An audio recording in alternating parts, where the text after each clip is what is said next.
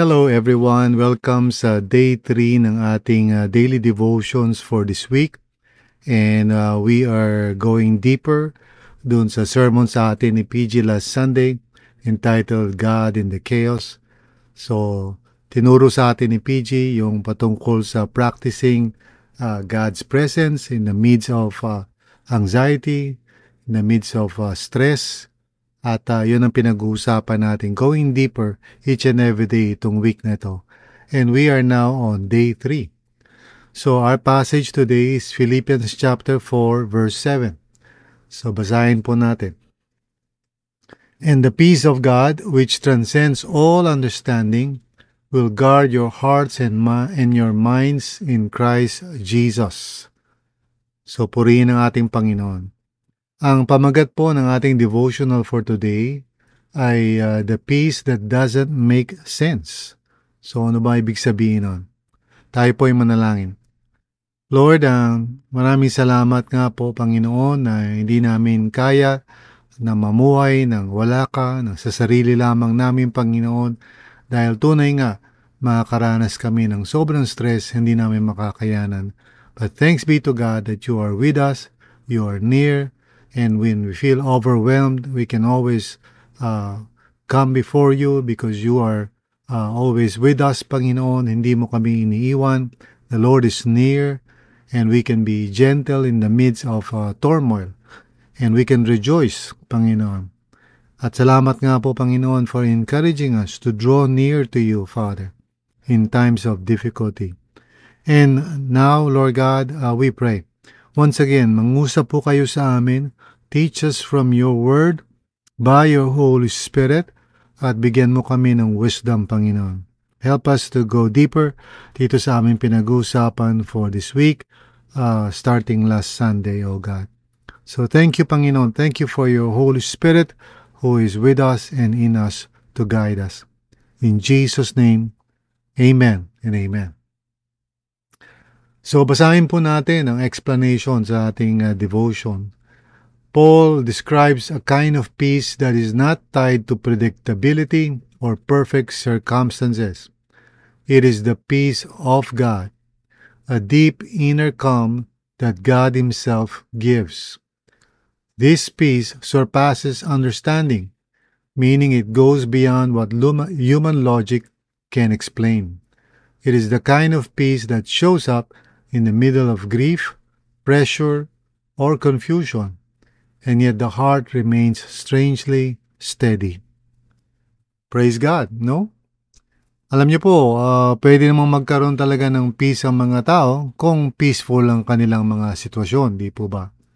So when there is an absence of trouble, kung wala namang trial, everything is going well, when you think about it, siyempre nga naman, di ba? Sino ba naman di magkakaroon ng peace of mind pag matahimik ang mga bagay-bagay?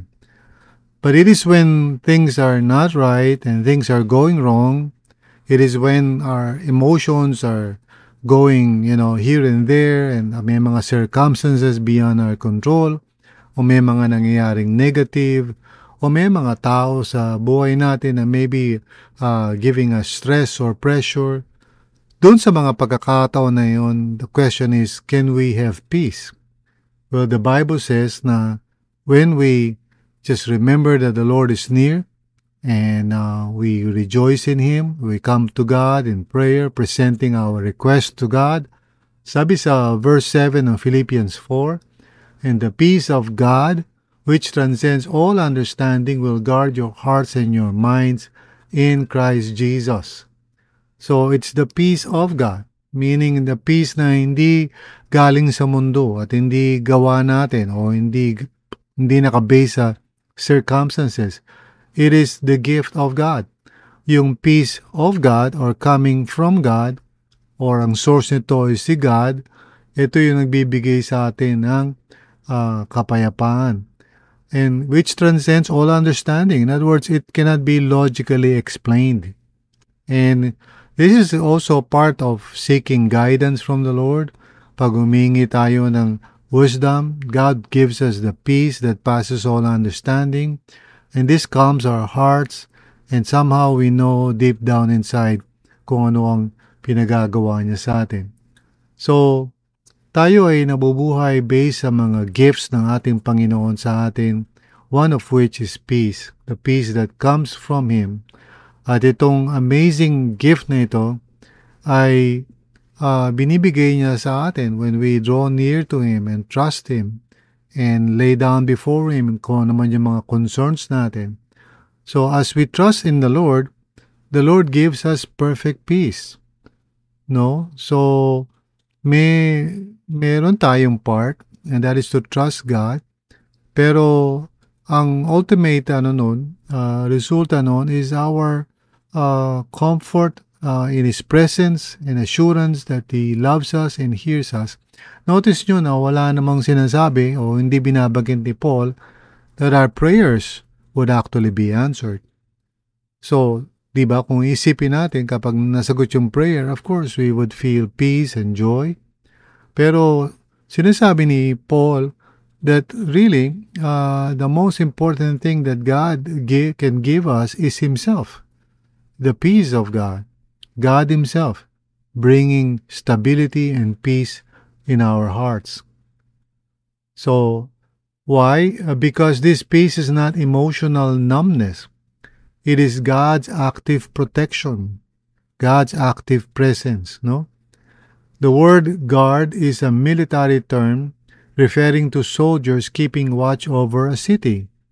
Noong unang panahon, kapag merong isang city na may possible na mag-aatake, the guards would watch over the city, on the walls. They would not sleep.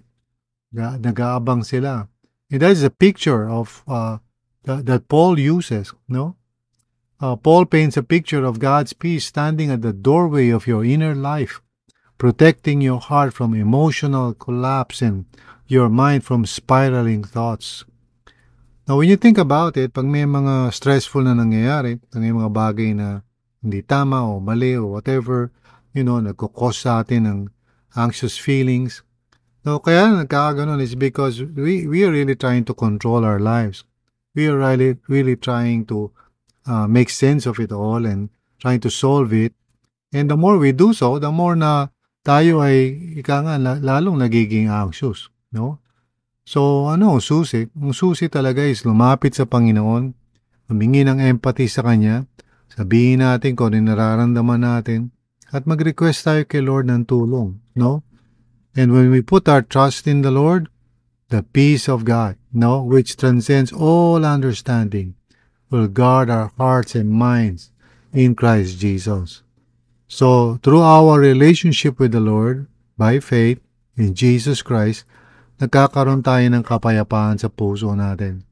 Kahit na minsan, hindi pa naman nare-resolve yung sitwasyon, hindi pa naman nagbabago, nandun pa rin yung mga problema, nandun pa rin yung mga pagsubok, pero just to the knowledge, that God is with us, calms our hearts, gives us peace.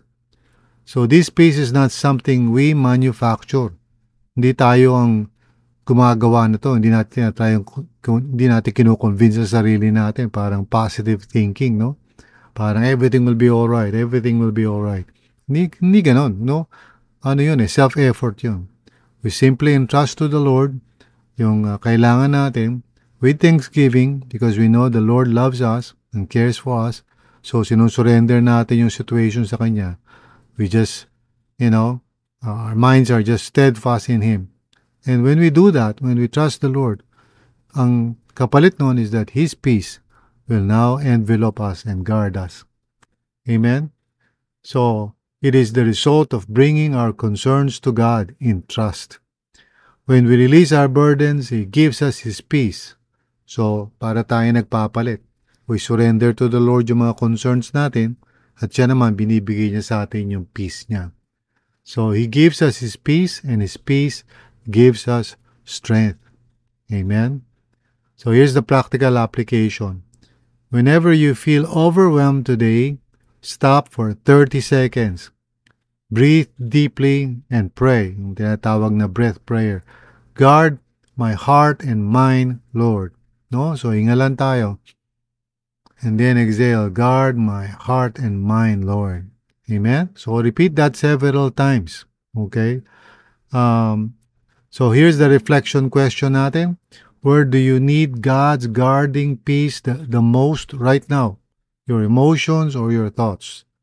So you would know that you are being anxious kasi you are experiencing rapid heartbeat, nagiging rigid yung mga muscles mo at yung thoughts mo nagra-run away parang kumakawala kung saan nagpupunta. You know that you are being attacked, no? And so what do? You don't try to solve it. You don't try to overpower your emotions. You simply come before the Lord. Admit mo yung emotions mo and ask God to just give you empathy and He will, no? And just tell the Lord kung anong kailangan mo doon sa situation na yun. And because you put your trust in Him, bibigyan ka niya ng peace. Kakalma yung puso mo at yung heart mo before the Lord. Kahit na hindi pa nare-resolve ang lahat. Yun ang kakaibahan yan. No? Kasi pag naging maganda na yung situation natin, siyempre papayapa na tayo. What if hindi gumaganda? What if nandun pa rin yung problema? What if kung nandiyan pa rin yung pagsubok? Well, the Lord says He will give Himself. Di ba? The peace of God. So, the peace that really is of God. No? Yun ang magbabantay sa atin. Amen? So, tayo po ay manalangin. Lord, maraming salamat nga po, Panginoon. It is you we need, Lord. Bagamat it's true na minsan when we are going through all kinds of trials and tribulations, Panginoon, we come before you, we ask for help, Lord God. Pero ultimately, ang kailangan namin ay ikaw, Panginoon. Your presence gives us peace. Our relationship with you, which is by faith in Jesus Christ our Lord, is what gives us stability. It is what gives us strength, Lord God. So maraming salamat, Panginoon, na because of you, because of your presence, alam namin, Lord God, that we would always be in a good situation. It is well with our soul, Lord, because you are with us. Thank you, Lord. Tulungan mo nawa ang bawat isang nakikinig sa devotional na ito to trust in you, to put their hope in you. Tulungan niyo kami, Panginoon, na huwag kaming mag-try na gawin ang sarili naming paraan at resolve yung situation. It only leads to further anxiety. Give us, O Lord, the courage to surrender everything to you, to trust in you. At kung meron kang gusto mong gawin namin, Lord, ituro mo sa amin and we will just obey by faith. Thank you, Lord God. Maraming salamat na ang kapayapaan ng puso namin ay nasa iyo lamang. Thank you, Lord.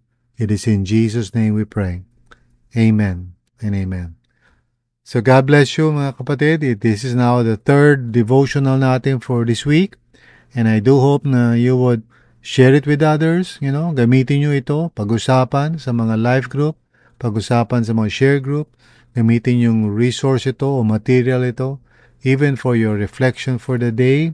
Kung nagjo-journal kayo, write down your thoughts based on this devotional para lalong lumalim ang inyong pananampalataya.